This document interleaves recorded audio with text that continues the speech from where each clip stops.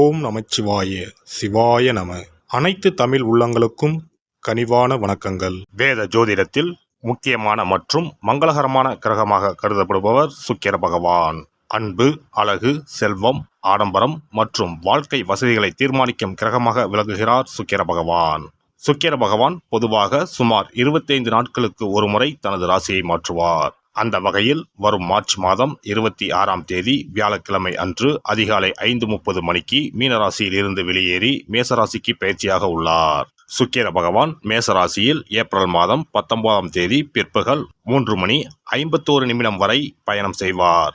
இந்த சுக்கிர பயிற்சியானது மிகவும் சிறப்பு வாய்ந்தது.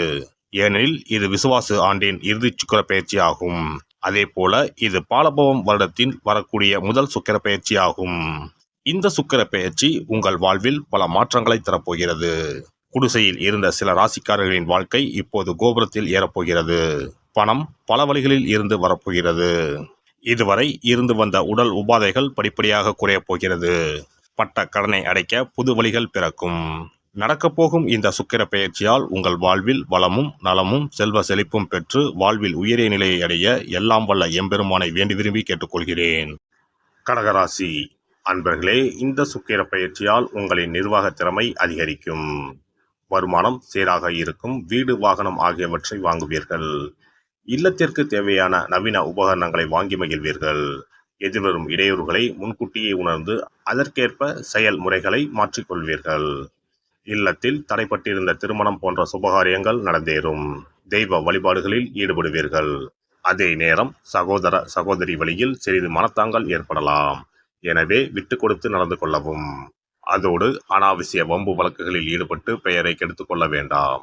மற்றபடி உங்கள் துறையை சேர்ந்தவர்கள் தாமாகவே தேடி வந்து நட்பு கொள்வார்கள்.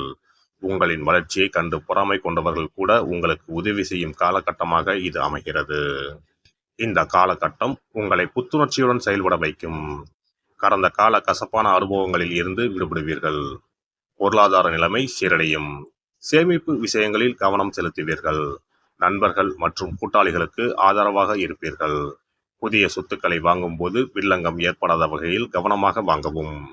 தொழில் ரீதியாக தேவையான பயணங்களை மேற்கொள்வீர்கள். உங்களின் மதிப்பு மரியாதை உயரும். சிலருக்கு அரசு விருதுகளும் பாராட்டுகளும் கிடைக்கும். சிலருக்கு புதிய வீட்டிற்கு பெயர்ச்சியாகும் வாய்ப்புகள் உண்டாகும். பூர்வீக சொத்துக்கள் வகையில் இருந்து வந்த வில்லங்கம் விலகி சுமூகமான பாக பிரிவினை உண்டாகும். பழைய சொத்துக்களும் விற்பனையாகும். இதனால் வங்கி கடன்களை திருப்பிச் செலுத்துவீர்கள். உடல் ஆரோக்கியம் சிறப்பாக இருக்கும். மருத்துவ செலவுகள் ஏற்படாது. குடும்பத்தார் உங்களுடன் விட்டு கொடுத்து பழகுவார்கள். உங்கள் தோற்றத்தில் வசீகரம் உண்டாகும். நீண்ட காலமாக தடைபட்டு வந்த குழந்தை பாக்கியம் இந்த காலகட்டத்தில் கிடைக்கும். பிள்ளைகளை வெளிநாடுகளுக்கு அனுப்பி படிக்க வைப்பீர்கள். எவருக்கும் இந்த காலகட்டத்தில் உங்கள் பெயரில் பணம் வாங்கி தர வேண்டாம். உத்தியோகஸ்தர்களுக்கு வேலைப்பளு அதிகரித்தாலும் உங்கள் செயல்களை செவ்வனை செய்து முடிக்கும் ஆற்றலை பெறுவீர்கள். சக ஊழியர்கள் உங்களுக்கு நேசக்கரம் நீட்டுவார்கள். அலுவலக ரீதியான பயணங்களின் மூலம் ஓரளவுக்குத்தான் நன்மைகள் கிடைக்கும். மற்றபடி உங்கள் கௌரவத்திற்கு எந்த பங்கமும் வராது. சிலருக்கு விரும்பிய ஊர்களுக்கு இடமாற்றம் கிடைக்கும். வியாபாரிகள் கொடுக்கல் வாங்கல் விஷயங்களில் சிக்கல்களை சந்திப்பீர்கள். அதனால் சிலருக்கு நஷ்டங்கள் உண்டாகலாம். அதே நேரம் கூட்டாளிகள் உங்கள் மீது நம்பிக்கை வைத்து நடந்து கொள்வார்கள். இதனால் உங்களின் செயல்திறன் அதிகரிக்கும். மற்றபடி புதிய முதலீடுகளை நன்கு யோசித்த பிறகே செய்யவும். அரசியல்வாதிகளுக்கு தடைகள் ஏற்பட்டாலும் திட்டமிட்ட வேலைகள் அனைத்தும் வெற்றியடையும். சமூகத்தில் அந்தஸ்தான பதவிகளை பெறுவீர்கள். பல வழிகளிலும் வருமானம் பெருகும். தொண்டர்களை அனுசரித்து நடந்து கொள்ளவும். கலைத்துறையினருக்கு புகழும் பாராட்டும் கிடைப்பதில் காலதாமதம் ஏற்படும். திட்டமிட்ட வேலைகளில் பொறுப்புடன் நடந்து கொண்டால் சிரமங்களை தவிர்க்கலாம். பெண்மணிகளுக்கு இது மகிழ்ச்சி நிறைந்த காலகட்டமாகும். குடும்பத்தினரின் ஆதரவு கிடைக்கும். கணவர் உங்களை மதித்து நடப்பார். அவருடான ஒற்றுமை அதிகரிக்கும். பணவரவு சரளமாகவே இருக்கும். ஆடை ஆபரணங்களை வாங்கி மகிழ்வீர்கள். மாணவ மணிகளுக்கு படிப்பில் ஈடுபாடு அதிகரிக்கும். விளையாட்டுகளில் பங்கேற்று வெற்றி பெறுவீர்கள். சீரிய முயற்சி செய்தால் மேலும் மதிப்பெண்களை அள்ளலாம். பெற்றோர் ஆதரவாக இருப்பார்கள். நட்சத்திர பலன்கள். புனர்பூசம் 4ஆம் பாதம்.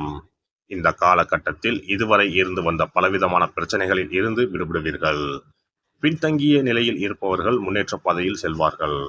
தாயின் உடல்நலத்தில் கவனம் தேவை. பூசம் நட்சத்திரம். இந்த காலகட்டம் உங்களுடைய உடல் நலத்தை பொறுத்தவரை கால் மற்றும் தோல் சம்பந்தப்பட்ட உபாதைகள் வரலாம். சிலருக்கு ஊர் விட்டு ஊர் செல்லும் நிலை ஏற்படலாம். நல்ல பணப்புழக்கம் இருக்கும். ஆயில்யம் நட்சத்திரம். எடுத்த காரியம் அனுகூலத்தை கொடுக்கும். மதிப்பு மரியாதை சீராக இருக்கும். வீண் விவாதங்களை தவிர்க்கவும். குடும்பத்தில் தம்பதிகளில் இடையே இருந்த பிரச்சனை சுமூகமாக மறையும். முடிந்தால் திருவண்ணாமலை அல்லது பர்வதமலையை பௌர்ணமி அன்று வலம் வரவும். அல்லி மலரை அம்பாளுக்கு திங்கள்தோறும் சாத்தி வர குழப்பங்கள் அகலும், மனம் தெளிவடையும். ஒரு முறையாவது குல தெய்வத்தையும் இஷ்ட தெய்வத்தையும் ஒரே நாளில் சென்று தரிசித்து வாருங்கள். கடன் பிரச்சனைகள் தீரும், குடும்பத்தில் மகிழ்ச்சி நிலவும், மன நிம்மதி உண்டாகும். சிறப்பு தொகுப்பு. இனி சுக்கிர பகவானின் அருளை முழுமையாக பெற வெள்ளிக்கிழமையில் செய்ய வேண்டிய வழிபாடு என்ன என்பதனை பற்றி காண்போம்.